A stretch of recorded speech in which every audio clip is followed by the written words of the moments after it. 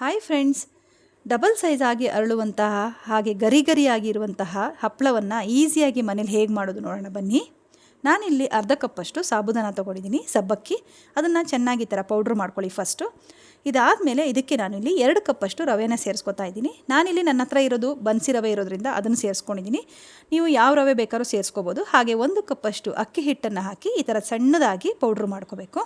ಈಗ 1 ಲೋಟದ ಅಳತೆಗೆ 5 ಲೋಟದಷ್ಟು ನೀರನ್ನು ಇಟ್ಕೊಂಡು ಅದನ್ನು ಹಾಕ್ಕೊಂಡು ಆ ಹಿಟ್ಟನ್ನು ಇದರೊಳಗೆ ಹಾಕ್ಕೊಂಡು ಚೆನ್ನಾಗಿ ಕಲಿಸ್ಕೋಬೇಕು. ಯಾವುದೇ ರೀತಿಯ ಗಂಟುಗಳಿಲ್ಲದಿರೋ ಥರ ನೀಟಾಗಿ ಈ ಥರ ಕಲಿಸ್ಕೊಳ್ಳಿ.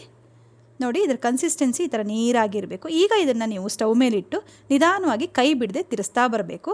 ಇದು ನೋಡಿ ಈ ಥರ ದಪ್ಪ ಆಗ್ತಾ ಬರುತ್ತೆ. ದಪ್ಪ ಆಗಿ ಕುದಿಲಿಕ್ಕೆ ಶುರುವಾಗುತ್ತೆ. ಅಲ್ಲಿ ತನಕ ಇದನ್ನು ಈ ಥರ ಚೆನ್ನಾಗಿ ಕೈ ಬಿಡದೆ ತಿರ್ಸ್ತಾ ಹೋಗಿ.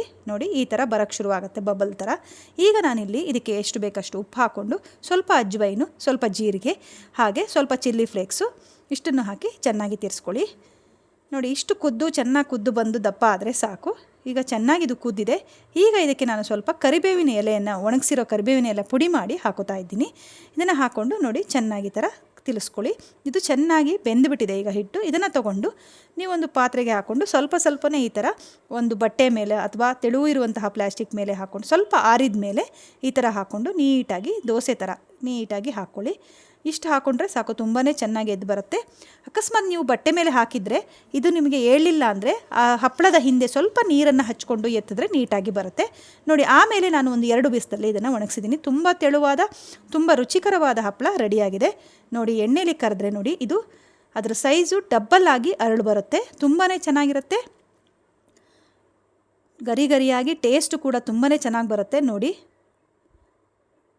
ಎಷ್ಟು ಅಗಲ ಆಯಿತು ಅಂತ. ನೋಡಿ, ತುಂಬಾ ಚೆನ್ನಾಗಿ ಬರುತ್ತೆ ಫ್ರೆಂಡ್ಸ್. ಇದನ್ನು ಮನೇಲಿ ಟ್ರೈ ಮಾಡಿ ನೋಡಿ. ಚಿಕ್ಕ ಸಂಡಿಗೆಗಳ ಥರ ಸ್ವಲ್ಪ ಹಾಕ್ಕೊಂಡು ಮಾಡಿದ್ದೆ, ಅದನ್ನು ಕೂಡ ನೀವು ನೋಡ್ಬೋದು ಎಷ್ಟು ಅಗಲ ಅರಳ್ತಾ ಇದೆ. ಇದು ತುಂಬ ಈಸಿ.